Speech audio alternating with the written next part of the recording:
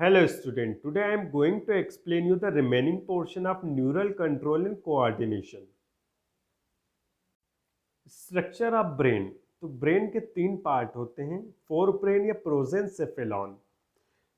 तो fore brain के अंदर अल्फैक्टरी लोब, सेरिब्रम एंड डायनसेफेलॉन होता है। सेकंड मिड ब्रेन और मेसेनसेफेलॉन, जिसके अंदर सेरिब्रल पेडंकिल तथा कार्पोरा क्वाड्रिजेमिना दो पार्ट होते हैं। थर्ड वन है हाइंड ब्रेन या रोम्बेनसेफेलॉन, जिसके अंदर cerebellum, pons varolii and medulla oblongata तीन पार्ट होते हैं। You can see in this diagram the structure of brain. तो जनरली ब्रेन जो होता है मेनली दो पार्ट में डिवाइड होता है। तो बीच में एक फिशर होती है, इस फिशर के द्वारा ये दो पार्ट में डिवाइड हो जाता है। ये दोनों जो पार्ट होते हैं इनको सेरिब्रल हेमिस्फीयर कहा जाता है। और इन्हीं पार्ट के अंदर फोर ब्रेन, मिड ब्रेन तथा हाइंड ब्रेन तीन पार्ट डिवाइडेड होते हैं। You can see in this diagram the three part of brain. तो पहला आता है फोर ब्रेन। तो फोर ब्रेन ये जो पार्ट होता है यहाँ से लेकर यहाँ तक का पूरा पोर्शन होता है फोर ब्रेन। उसके बाद आता है मिडिल। तो मिड ब्रेन जो होता है ये वाला पोर्शन है, ये मिड ब्रेन है। और ये नीचे का जो पोर्शन है हाइंड ब्रेन है। तो प्रोमिनेंट पार्ट होता है फोर ब्रेन, जो कि 75% ब्रेन का कवर करता है। और मिडिल पार्ट जो होता है बहुत माइन्यूट पार्ट होता है, छोटा सा पार्ट होता है। उसके बाद सेकेंड लार्जेस्ट जो पार्ट होता है वो हाइंड ब्रेन होता है। Part of fore brain. तो फोर ब्रेन के अंदर फ्रंटल लोब होता है, पेराइटल लोब होते हैं, टेम्पोरल लोब होते हैं, ऑक्सीपिटल लोब होते हैं।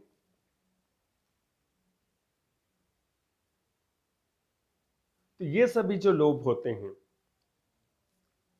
तो इनके डिफरेंट डिफरेंट फंक्शंस होते हैं, जैसे judgement, intelligence, memory, hearing, vision. तो इस पार्ट से ये रिलेटेड होते हैं।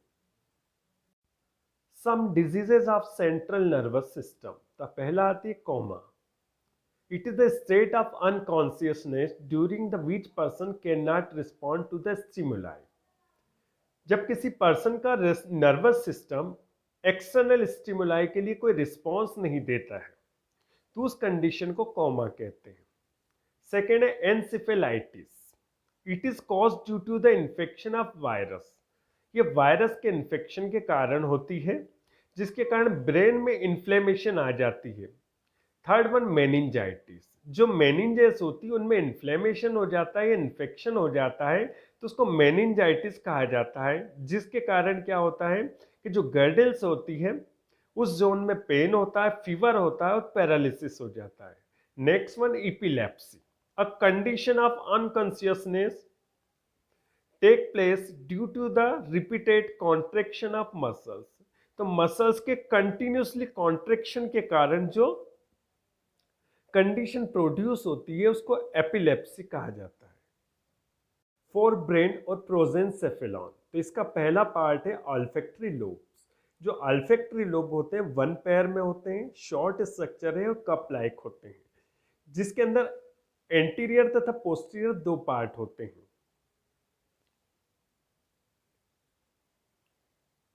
Each lobe has two part. Anterior olfactory bulb, आगे का जो पार्ट होता है वो बल्ब के समान होता है। वो पीछे जो होता है ट्यूब लाइक होता है, जिसको ऑल्फैक्टरी ट्रैक्ट कहते हैं। These lobes covered with the cerebral hemisphere. ये दोनों जो लोब्स होते हैं सेरिब्रल हेमिस्फीयर के द्वारा कवर्ड होते हैं। Visible only in the central view of human brain. जब ह्यूमन ब्रेन का सेंट्रल व्यू देखते हैं तभी ये विजिबल होंगे, अदरवाइज सेरिब्रल हेमिस्फीयर के द्वारा कवर्ड होते हैं। Two olfactory nerve arise from this lobe. इन लोब से दो ऑल्फैक्टरी नर्व्स निकलती हैं।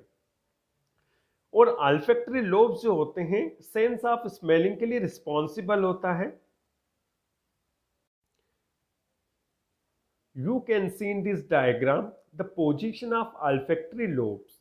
तो ये दो स्ट्रक्चर आपको विजिबल हो रही है ऑल्फैक्टरी लोब्स हैं, जो कि कहाँ पर दिखेगा, सेरिब्रल हेमिस्फीयर के सेंट्रल वाले सेक्शन में दो पार्ट में डिवाइड होते हैं। ऊपर जो होता है बल्ब के समान और नीचे जो है वो ट्रैक्ट के समान। और इनसे दो ऑल्फैक्टरी नर्व्स निकलती जो ब्रेन को जाती, जो सेंस ऑफ स्मेलिंग के लिए रिस्पॉन्सिबल होती है। सेरिब्रम और सेरिब्रल हेमिस्फीयर ये लार्जेस्ट और प्रोमिनेंट पार्ट होता है ब्रेन का, जिसको दो पार्ट में डिवाइड किया गया है, राइट तथा लेफ्ट सेरिब्रल हेमिस्फीयर। ये दोनों लोब्स कनेक्टेड होते हैं एक पतली शीट के द्वारा जो कि नर्व फाइबर्स की बनी होती है, जिसको कार्पस कैलोसम कहते हैं। इस सेरिब्रल हेमिस्फीयर डिवाइडेड होता है 5 लोब्स में: frontal lobe, temporal lobe, occipital lobe और एक स्मॉल इंसुला। इन सेरिब्रल हेमिस्फीयर जो आउटर लेयर होती 2.4 mm थिक होती है, जो बनी होती ग्रे मैटर की, जिसको सेरिब्रल कॉर्टेक्स या नियोपेलियम कहा जाता है। कॉर्टेक्स के अंदर मिलियंस ऑफ न्यूरॉन्स होते हैं। Cerebral cortex is highly convoluted. जो सेरिब्रल कॉर्टेक्स होता है वो कॉन्वोल्यूटेड होता है, जिसके अंदर रिजेस तथा फरोज पाई जाती है। ये जो रीजेस होती हैं इस कन्वल्सेशन की, उसको गायरी कहते हैं। गायरी जो प्लूरल वर्ड है वो सिंगुलर गायरस होता है, और इनके अंदर जो डिप्रेशन होता है रीजेस के बीच में, उसको सल्सी कहा जाता है। सल्सी जो प्लूरल वर्ड है वो सिंगुलर में सल्कस होता है। The number and pattern of convolution is associated with the degree of intelligence. ऐसा माना जाता है कि जिसके ब्रेन में जितनी रीजेस और फरोज होगी उतना ज्यादा इंटेलिजेंट होगा। Functions of cerebrum: its control learning, reasoning, thinking, memory, intelligence, wheels, emotion, speech and thought. It is also respond to hear, cold, pain, touch, light and pressure. Diencephalon: it is situated between cerebrum तथा mesencephalon, और इसकी जो cavity होती है उसको डायोसिल या third ventricle कहा जाता है। थैलेमस, हाइपोथैलेमस तथा न्यूरोहाइपोफाइसिस इसी से एसोसिएटेड होते हैं। You can see in this diagram the position of thalamus and hypothalamus. तो ये जो आपको दो स्फेरिकल ओवल शेप स्ट्रक्चर दिख रही है, थैलेमस होते हैं जो कि ब्रॉड होते हैं, थोड़े बड़े होते हैं लार्ज साइज में। उसके जस्ट नीचे की तरफ आपको तो स्मॉल साइज में ओवल स्ट्रक्चर दिखेंगे, उनको हाइपोथैलेमस कहते हैं। Thalamus: it consist of 2 round masses of gray matter bulging in the third ventricle। दो राउंड मासेस के समान होते हैं जो ग्रे मैटर के बने होते हैं, और जो थर्ड वेंट्रिकल जो होती है, जो डायनसेफेलॉन की जो कैविटी होती है उसके अंदर ये बल्जिंग लटके हुए होते हैं। ये रेगुलेट करते हैं इमोशन और रिकॉग्नाइज करते हैं हीट, कोल्ड तथा पेन को। Next one, hypothalamus. ये भी 1 पेयर पैचेस के फॉर्म में होते हैं और ग्रे मैटर के बने होते हैं, और कहाँ सिचुएटेड होते हैं? थैलेमस के जस्ट नीचे की तरफ सिचुएटेड होते हैं। ये रेगुलेट करते हैं फंक्शनिंग ऑफ एंडोक्राइन ग्लैंड की फंक्शनिंग को रेगुलेट करते हैं, और ये सिक्रेट करते हैं न्यूरो हार्मोन्स को। It's control temperature, hunger, thrust, carbohydrate and fat metabolism, blood pressure and water balance को बॉडी के अंदर ये मेंटेन और रेगुलेट करते हैं। मिड ब्रेन और मेसेनसेफेलॉन: लेंथ होगी 2.5 सेंटीमीटर, उसको दो पार्ट में डिवाइड किया गया। सेरिब्रल पेडंकल: जो मिड ब्रेन की थिक वॉल होती है जिसके अंदर रिफ्लेक्स सेंटर्स होते हैं और फाइब्रस ट्रैक्ट होता है, तो उसको सेरिब्रल पेडंकल या क्रूरा सेरिब्री कहा जाता है। सेकेंड है कार्पोरा क्वाड्रिजेमिना। इसके 4 लोब्स होते हैं। एंटीरियर पैर जो होता है सुपीरियर कोलिकुली, और पोस्टीरियर जो पैर होता है इंफीरियर कोलिकुली। फंक्शंस: कंट्रोल करते हैं विजन तथा ऑल्फैक्टरी रिफ्लेक्सेस को। You can see in this diagram mid brain. तो ये वाला जो पोर्शन होता है ये मिड ब्रेन होता है, और इसी पोर्शन के अंदर 2 पार्ट होते हैं, कार्पोरा क्वाड्रिजेमिना और सेरिब्रल पेडंकल, और इसका साइज होता है 2.5 सेंटीमीटर, जो कि बहुत कम होता है। हैंड ब्रेन और rhombencephalon: it is the second largest part of brain, जिसको 3 पार्ट्स में डिवाइड किया गया है। सेरिबेलम और metencephalon: it is situated just below the posterior part of cerebrum. Cerebrum का जो पोस्टीरियर पीछे का पार्ट होता है उसके जस्ट नीचे की ओर सिचुएटेड होता है। सेरिबेलम जो डिफरेंशिएट होता है सेंट्रल लोब में, जिसको वर्मिस कहते हैं, और दो लेटरल लोब्स होते हैं जिसको लेटरल हेमिस्फीयर कहते हैं। Functions: control body movement and postures.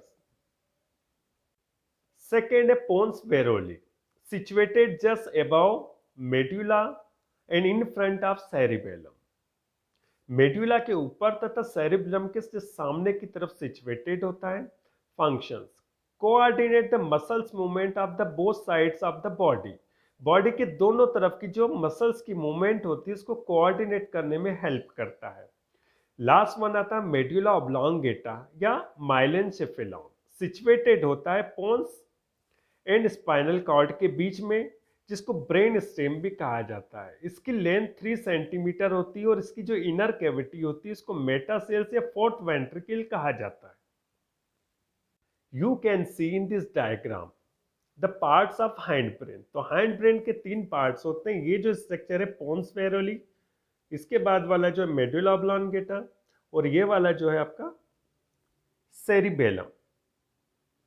तो हाइंड ब्रेन 3 पार्ट में डिवाइड होता है। जो सेरिबेलम होता है पोन्स वेरोली के जस्ट सामने होता है, और जो मेडुला ऑब्लोंगेटा होता है जस्ट नीचे की तरफ होता है। तो नीचे की तरफ जाने के बाद ही नैरो हो जाता है, इसी कारण इसको स्पाइनल स्टेम भी कहा जाता है या ब्रेन स्टेम भी कहा जाता है। तो मेडुला ऑब्लोंगेटा ही बाद में नीचे की तरफ थ्रेड लाइक स्ट्रक्चर में कन्वर्ट हो जाता है, जिसको स्पाइनल कॉर्ड कहते हैं। Functions of hind brain. तो जो हाइंड ब्रेन होता है वाइटल सेंटर होता है, मतलब बॉडी की जो रिक्वायर्ड होती है नेसेसरी जो प्रोसेस होती है उसका सेंटर होता है। जैसे कार्डियक सेंटर होता है, तो हार्ट से रिलेटेड जो प्रोसेस होती है, हार्ट को कंट्रोल करने की प्रोसेस, उसका सेंटर होता है। रेस्पिरेटरी सेंटर होता है तथा गैस्ट्रिक सेंट्रल होता है। मतलब रेस्पिरेशन, सर्कुलेशन तथा डाइजेशन से रिलेटेड जो सेंटर होते हैं वो हाइंड ब्रेन के पास होता है। इसके बाद रिफ्लेक्स सेंटर्स होते हैं, जैसे आप स्वालोइंग प्रोसेस करते हैं, निगलने की, वोमिटिंग प्रोसेस करते हैं, कफिंग, स्नीजिंग तथा सलाइवरी जो सेंटर होता है वो हाइंड ब्रेन होता है।